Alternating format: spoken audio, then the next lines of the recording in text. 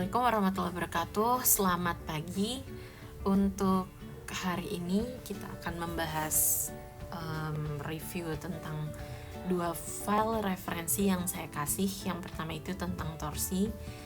Di situ untuk merangkum harus dijelaskan perbedaan gerak melingkar dan gerak lurus, karena di paragraf pertama sudah dibahas komponen yang support untuk gerak melingkar itu gaya apa. Nah, itu harus disebutkan. Kemudian gaya yang diberikan untuk menyebabkan benda bergerak melingkar disebut dengan torsi dan harus dijelaskan definisinya. Dan untuk benda yang berputar kecenderungan memiliki percepatan sudut.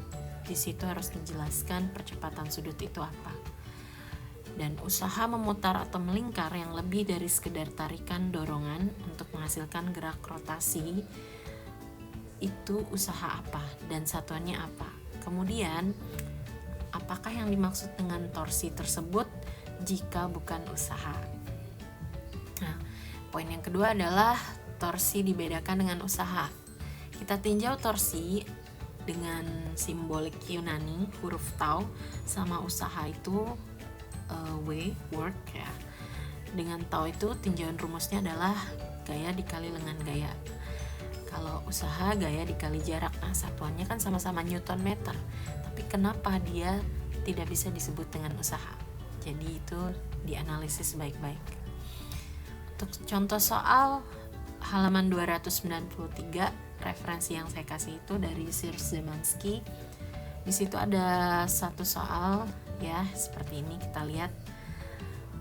Seorang tukang pipa yang kesulitan mengendurkan sebuah sambungan pipa, kemudian memasang sebatang pipa bekas pada pegangan kunci Inggrisnya.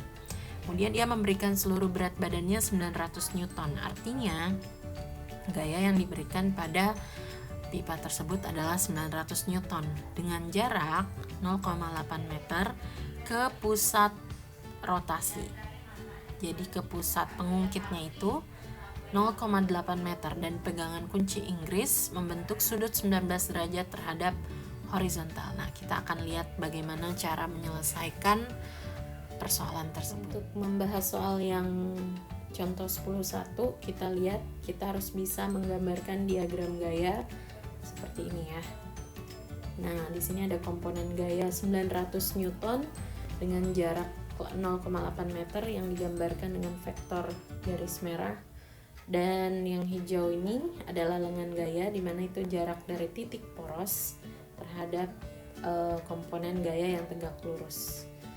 Nah, kemudian karena adanya sudut 19 derajat di sini, maka di sini kita bisa menyebutnya 71 derajat, dan sudut pelurus di sini kita sebut pi 109 derajat ya. Nah, 3 cara untuk mencari torsi, yaitu dengan cara gaya dikali lengan gaya atau gaya dikali jarak R dikali sin pi, atau dengan komponen gaya tangensial dikali R.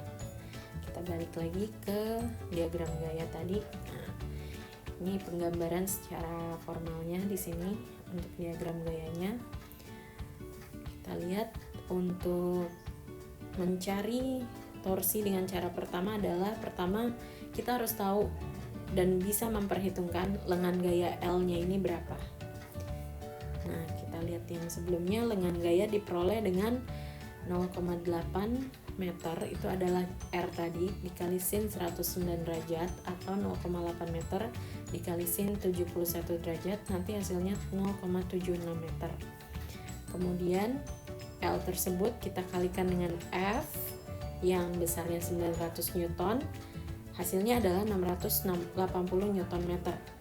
Kemudian untuk torsi dari persamaan yang lain adalah R F sin T, di mana sin yang kita pakai adalah 109 derajat dikali 900 Newton gayanya dan dikali jarak. Hasilnya akan sama, 680 Newton. Kemudian untuk cara yang terakhir, F tangensial, komponen tangensial adalah F cos 19 derajat atau 900 dikali cos 19 derajat, hasilnya 851 Newton. ini adalah cara yang paling rumit karena kita harus menelusuri komponen tangensial dari diagram gaya tadi adalah yang di depan sudut 19 derajat. Setelah mendapatkan 851 Newton tadi sebagai komponen tangensial, kita akan kalikan dengan R ya. Di sini R itu adalah 0,8 meter. 0,8 meter dikali 851 maka akan didapatkan hasil 680 Newton meter.